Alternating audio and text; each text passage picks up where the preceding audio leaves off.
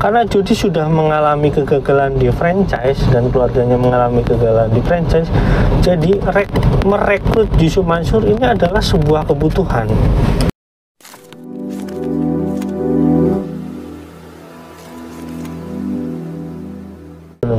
Pertanyaan kita adalah, kenapa Jody membutuhkan Yusuf Mansur untuk mengembangkan bisnisnya?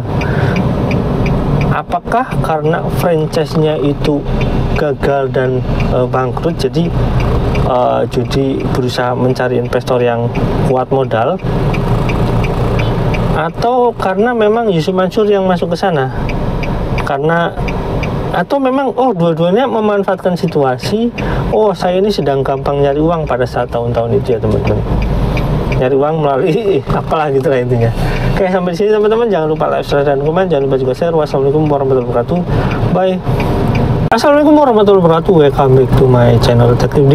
Ya teman-teman, kebetulan saya sekarang sedang di Bogor dan ada meeting ya. Jadi saya sekalian untuk ya sekedar investigasi untuk mencari tahu yang katanya ini adalah salah satu outlet yang dibanggakan, tapi kalau kita lihat di map udah tutup permanen. Nah, kenapa dibanggakan? Karena ini adalah outlet The Obong yang premium teman-teman. Jadi bahkan sudah sampai di promosikan melalui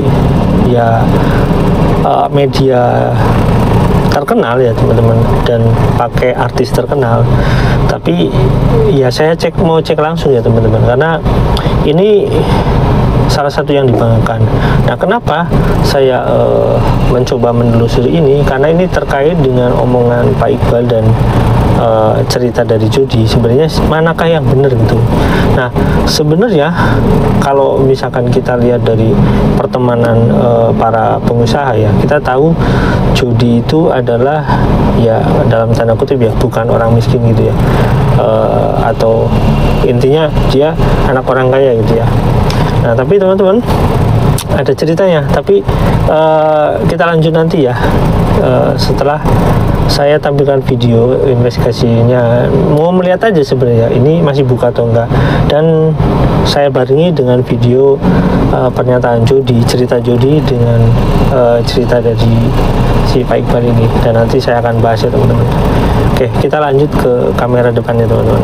Oke teman-teman, jadi karena jaraknya sudah deket, jadi saya akan memberikan sedikit gambaran ya tentang cerita Jody dan cerita Pak Iqbal. Nah teman-teman, jadi kalau ceritanya Jody kan kalau nggak salah di tahun 2002 memulai dengan menjual motornya gitu ya, motor Tiger itu ya.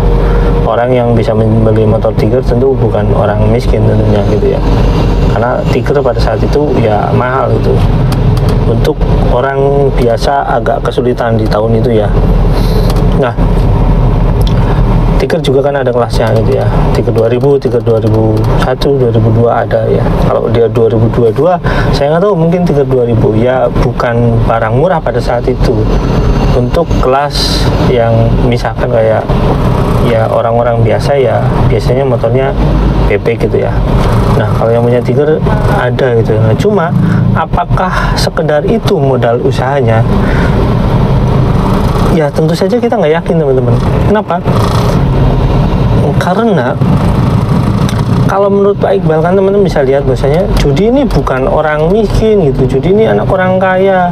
Nah, kalau cerita Jody juga dia mengatakan bahwasanya orang tuanya kan dulunya punya bisnis restoran gitu, yang dia juga pernah cerita bahwasanya The Obong itu ya restoran keluarganya yang di-franchise-kan dan gagal gitu loh. Nah, ini kan bertolak belakang dengan cerita Jody yang katanya dia merintis dari awal warung steak ini cuma di mungkin dia memang jualan ya di depan rumahnya gitu, depan kontrakannya, karena dia sedang ekspansi gitu ya, nyari tempat. Nah, mungkin seperti itu. Tapi kalau misalkan teman-teman kita analogikan bahwasanya Jody lahir dari orang miskin, terus Jody bikin cerita bahwasanya dia modalnya bahkan ya ngumpulin dari keluarganya, itu kan sebenarnya cerita ini kayak nggak logis, karena pada saat itu The Obong ya udah terkenal gitu ya, maksudnya orang tuanya udah terkenal punya usaha gitu. Terus Diomong itu juga pada saat Yusuf Mansur gabung itu ya udah ada gitu ya. Nah, Diomong ini salah satu usaha yang dianggap bahwa jadi kelas sticknya itu premium gitu ya teman-teman. Jadi agak aneh itu, maksudnya agak aneh begini. Agak aneh kok kenapa? Jadi ceritanya dia kayak terlahir dari orang miskin kayak gitu, terus dia cerita ke orang itu modalnya sedikit sekali, dia merintis seperti ini gitu ya. Nah, sebenarnya menurut pikiran saya, Jody ini memanfaatkan orang lugu gitu ya, orang baik, seolah-olah bahwa Jody ini seorang perintis yang membangun usaha dari kecil sampai besar tanpa membutuhkan modal orang lain gitu. Nah, padahal ya teman-teman, Jody itu kan dibangun usahanya misalkan kemungkinan dari orang tuanya, dia tinggal melanjutkan. Terus keduanya teman-teman, kalau kita melihat ya, modal yang digelontorkan Yusuf Mansur mungkin sangat besar, cuma ya ada di perjanjian lain mungkin ya, kalau misalkan dia legal kalau di Kementerian Hukum dan HAM Yusuf Mansur nggak masuk, ya yang masuk kan istrinya. Jadi bukan berarti Yusuf Mansur nggak punya saham di sana, tapi di luar itu kan bisa saja dibuatlah perjanjian antara PT tertentu, misalkan PT yang dimiliki Yusuf Mansur atau perjanjian pribadi dengan PT. Kan kita nggak pernah tahu bahwasanya Yusuf Mansur melakukan perjanjian dengan Jody, perjanjian PT dan perorangan, bahwasanya Yusuf Mansur bermitra dengan Jody. Itu kan kita nggak pernah tahu. Nah, bayangkan teman-teman, kalau hal ini dibongkar gitu ya, sebenarnya modal dari Yusuf Mansur itu berapa, ya kita lebih aware nantinya bahwasanya dari mana sih modal Yusuf Mansur gitu ya teman-teman. Nah teman-teman, ini udah dekat dan kebetulan ini di sebelah kanan, jadi saya akan putar ininya ya biar lebih jelas. Di sebelah kanan nanti saya coba balik lagi. Kalau memang tutup permanen ya sepi harusnya. Oh ya teman-teman, kayaknya tutup permanen. Jadi saya berhenti di sini aja ya.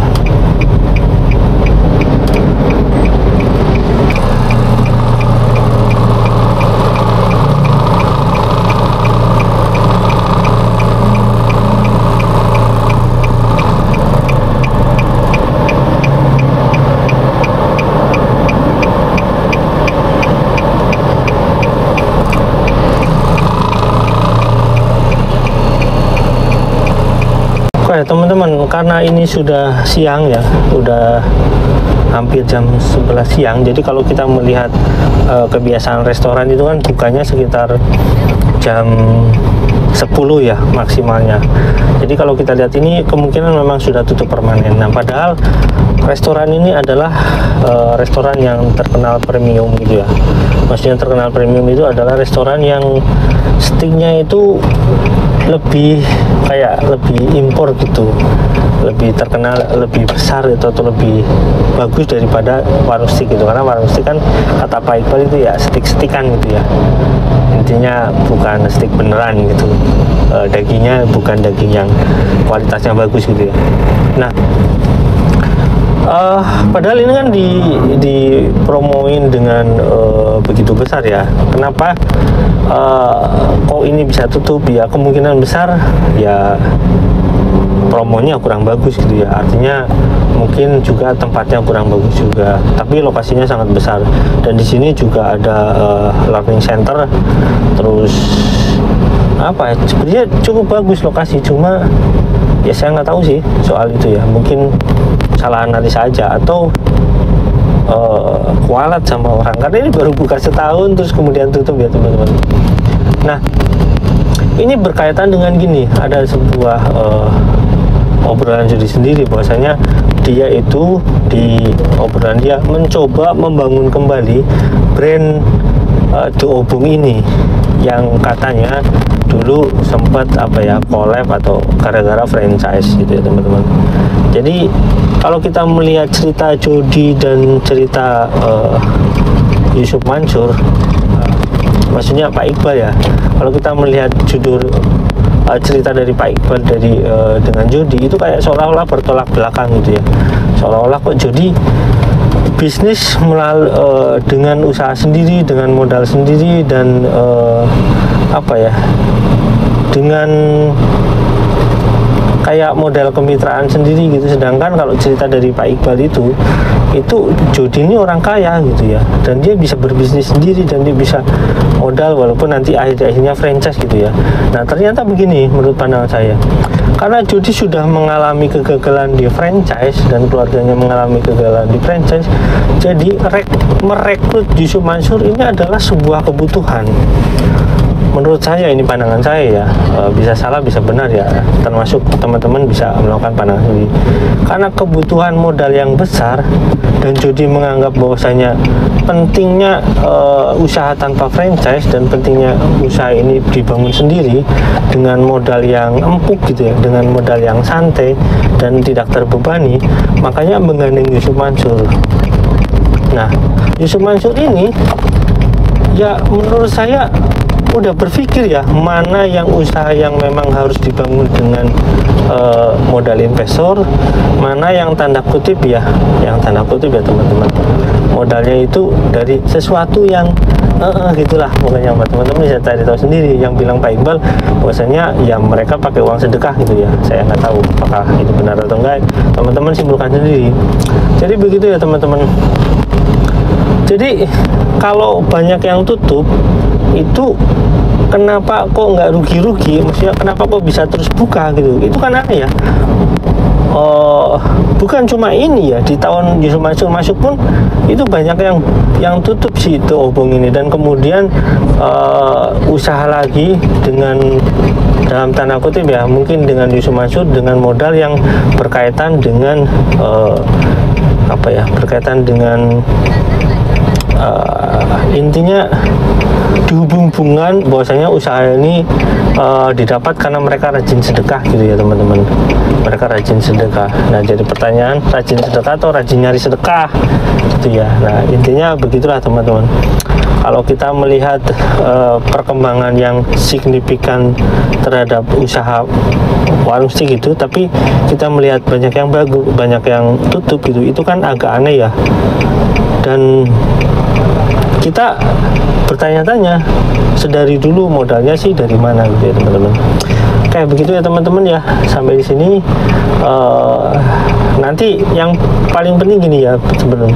Pertanyaan kita adalah, kenapa Jody membutuhkan Yusuf Mansur untuk mengembangkan bisnisnya? Apakah karena franchise-nya itu gagal dan bangkrut, jadi Jody berusaha mencari investor yang kuat modal, atau karena memang Yusuf Mansur yang masuk ke sana? Atau memang dua-duanya memanfaatkan situasi. Saya ini sedang gampang nyari uang pada saat tahun-tahun itu ya teman-teman, nyari uang melalui apalah gitu lah intinya. Oke, sampai di sini teman-teman, jangan lupa like, subscribe, dan komen, jangan lupa juga share. Wassalamualaikum warahmatullahi wabarakatuh. Bye.